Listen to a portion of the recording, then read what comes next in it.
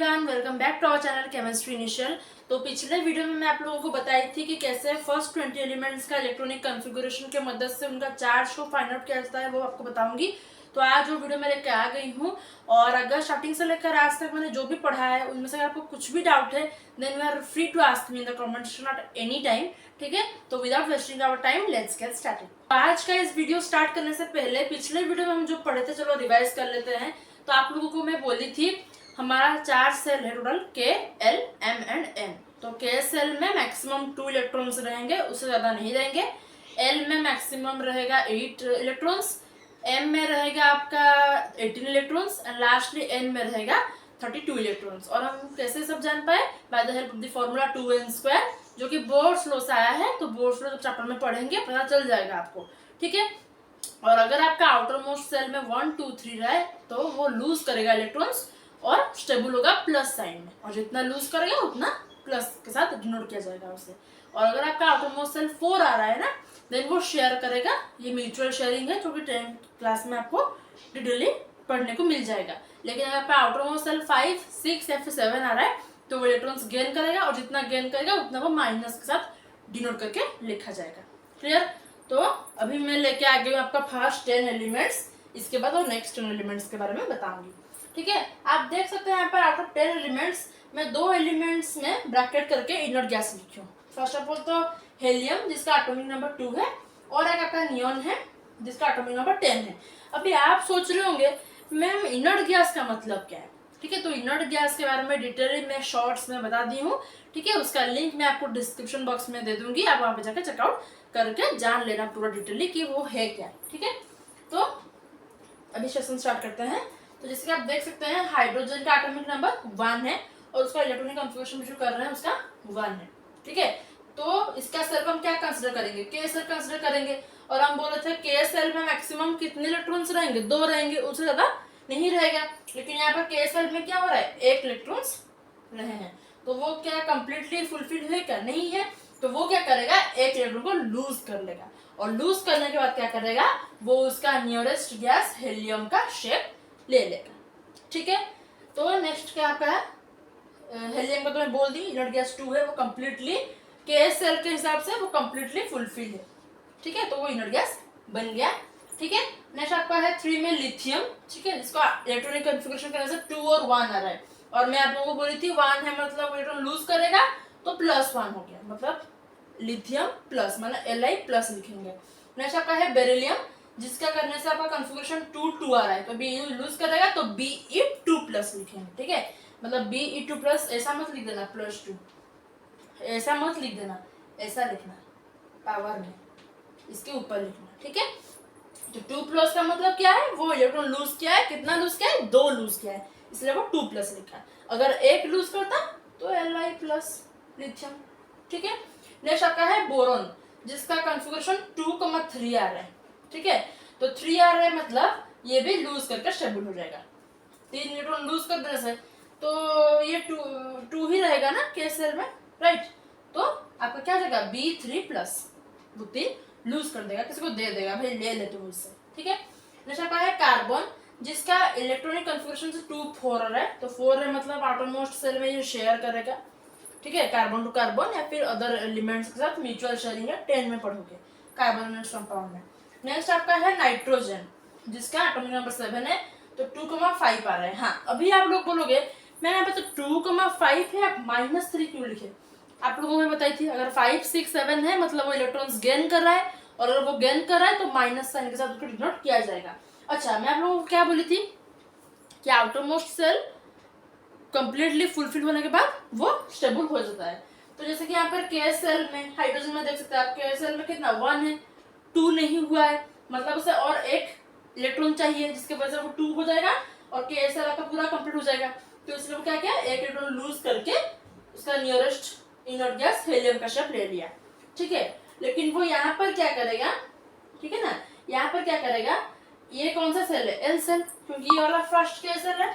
ठीक है, इसके बाद कौन सा सेल है? L shell. और मैं आप लोगों को बोली थी वो 2n² के फॉर्मूला के हेल्प से एल सेल में मैक्सिमम कितने इलेक्ट्रॉन्स रहेंगे? 8 इलेक्ट्रॉन्स रहेंगे, उनसे ज्यादा नहीं रहेंगे। तो इसलिए वो क्या करेगा? 3 इलेक्ट्रॉन गेन करेगा। क्यों? 5 है तो उसे 8 इलेक्ट्रॉन्स लाने के लिए वो कितना लाएगा, 3 इलेक्ट्रॉन्स गेन करेगा, तो उसका 8 हो जाएगा, तो वो 3 इलेक्ट्रॉन्स गेन कर लेगा, जिसके वजह से उसका लिखा जाएगा N3-। क्लियर। नेक्स्ट आपका है ऑक्सीजन, ठीक है, जिसको कन्फिग्रेशन करने से 2,6 आ रहा है, मतलब वो 2 इलेक्ट्रॉन गेन करेगा, तो O2-। ठीक है। नेक्स्ट आपका है फ्लोरीन। हाँ ये देखो यहाँ पर 7 है, आउटर मोस्ट में 7 है, उसे सिर्फ 1 इलेक्ट्रॉन चाहिए, तो वो गेन करके क्या हो जाएगा, स्टेबल हो जाएगा, तो यहाँ पर 2,8 हो जाएगा, तो जिसकी वजह से वो किसका स्टेप ले लिया है, नियरेस्ट क्लास का स्टेप ले लिया। नियरेस्ट नोड पे कौन है, नियर। एल सेल में 8 है, ठीक है, के सेल भी कंप्लीटेड है, एल सेल भी कंप्लीटेड है, 8 रखे, मतलब वो ऑक्टेट स्ट्रक्चर में आ गया है, स्टेबल हो गया है, तो इसे इनर्ट गैस बोला गया। ठीक है, और इसका स्टेप कौन लेगा, फ्लोरीन ले लेगा 1 इलेक्ट्रॉन गेन करके। ठीक है, क्योंकि एल सेल में 8 इलेक्ट्रॉन से ज्यादा नहीं रहेंगे, तो अगर एल सेल में आपका 1 2 3 आ रहा है तो वो लूज कर लेंगे, जिसकी वजह से के में आपका 2 रहेगा, तो वो स्टेबल हो गए प्लस साइन में। अगर आपका एल सेल में 4 हो रहा है तो वो शेयर करेगा किसी को, ठीक है, जिसको 10 में पढ़ोगे। अगर आपका एल सेल में 5 6 7 हो रहा है तो क्या करेगा, इलेक्ट्रॉन गेन करके ऑक्टेट कंप्लीट करेगा। ठीक है, तो ये था आपका फर्स्ट 10 एलिमेंट्स का। और एक, हाँ और एक बात, अगर आपको बोला जाएगा कार्बन में कितना नंबर ऑफ इलेक्ट्रॉन है बताओ, तो क्या बोलोगे, 6 बोलोगे। ठीक है, आप बोलोगे मैम 6 कैसे हो गया, अभी बता रही हूँ। देखो आपको जो भी एलिमेंट का नंबर ऑफ इलेक्ट्रॉन्स पूछेगा ना, उसका एटॉमिक नंबर जो है वो बोल देना, ठीक है ना।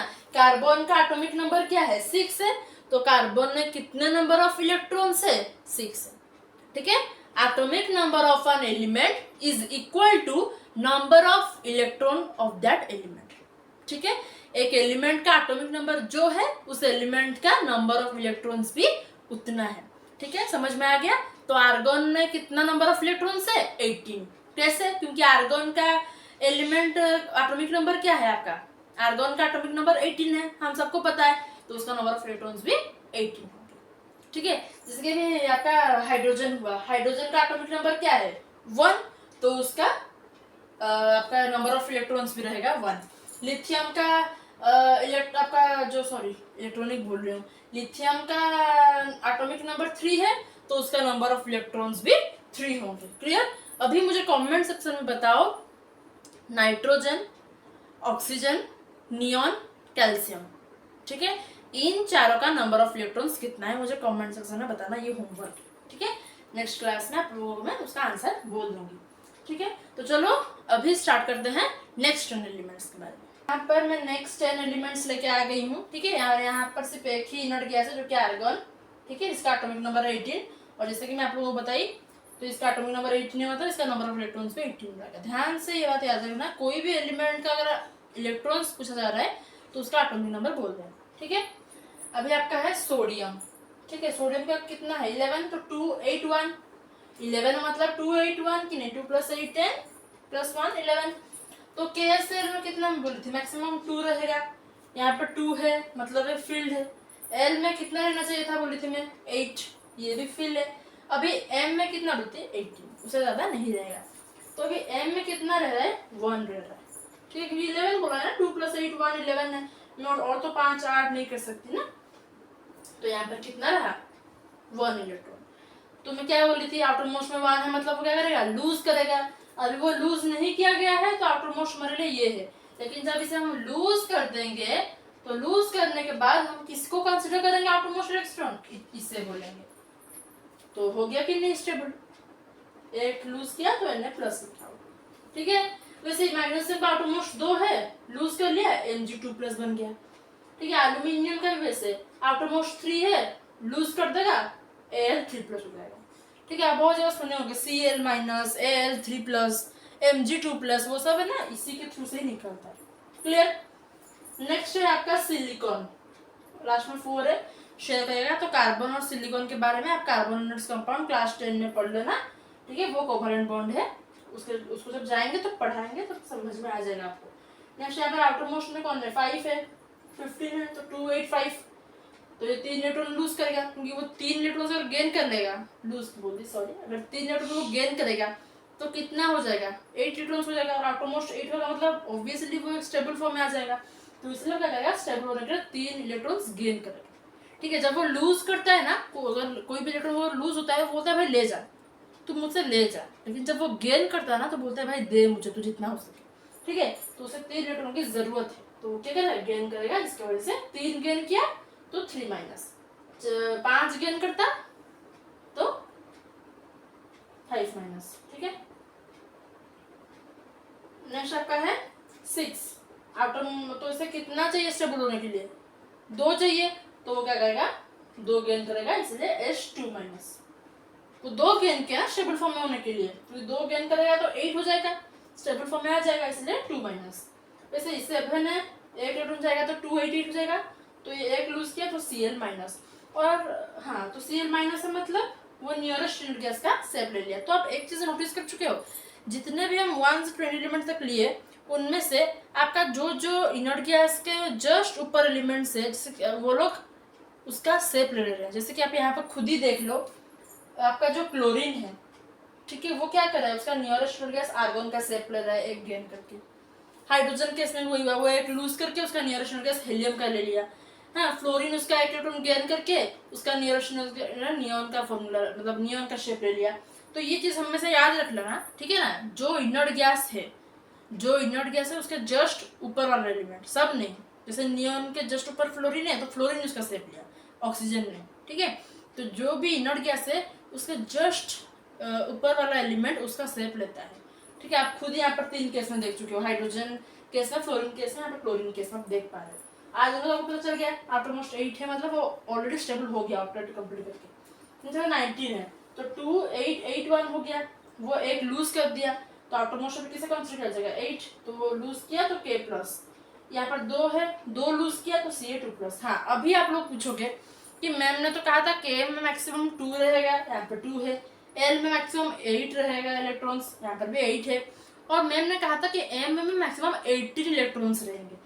लेकिन यहाँ पर तो मैम 8 1 क्यों लिखे हैं, क्योंकि 9 और 10 तो 18 से छोटा है, तो मैम डायरेक्टली M में 9 10 तो लिख सकती थी, 8 1 8 2 क्यों लिखी। आपके माइंड में वो क्वेश्चन आ रहा होगा। ठीक है, तो लेट मी एक्सप्लेन। अगर मैं यहाँ पे 9 10 डायरेक्टली लिख देती, ठीक है, अभी मान लो मैं यहाँ पे डायरेक्टली लिख देती 9 और यहाँ पे 10, तो आप मुझे बोल पाते हैं कि ये स्टेबल कैसे होता है, लूज करके या फिर गेन करके या फिर शेयर करके। क्योंकि मैं तो आपको बोल रही थी 1 2 3 लास्ट में है, मतलब लूज करके प्लस साइन दे देना, 4 मतलब शेयरिंग जो 10 में पढ़ोगे, 5 6 7 है मतलब गेन करना। मैं डायरेक्टली 9 10 लिख देती तो बोल पाते क्या आप। और मैं ये भी बोली हूँ, अगर ऑलमोस्ट 8 है मतलब जानो वो ऑक्टेट हो चुका, स्टेबल फॉर्म में आ गया। तो 9 10 अगर होगा तो आप बोल पाओगे वो कैसे स्टेबल होगा, नहीं ना, इसलिए हम 8 1 8 2 लिखें। क्योंकि देखो अगर हम 8 1 8 2 लिख रहे हैं, पता चलेगा कि नहीं इसके लास्ट में 1 2 है, तो ये दोनों ही लूज कर लेंगे, और ये दोनों लूज करने के बाद अभी हमारे लिए कौन सा ऑलमोस्ट कंसिडर किया जाएगा, ये दोनों को, जो कि 8 8 है। तो ऑक्टेट स्ट्रक्चर में आ गए तो पता चलेगा कि स्टेबल फॉर्म। हम चाह पाते तो 5 4 5 5 6 3 6 4 लिख पाते, कि वैसा नहीं लिखा जाएगा, ऐसा लिखा जाएगा क्योंकि हमारा आउटरमोस्ट ऑक्टेट रहना चाहिए।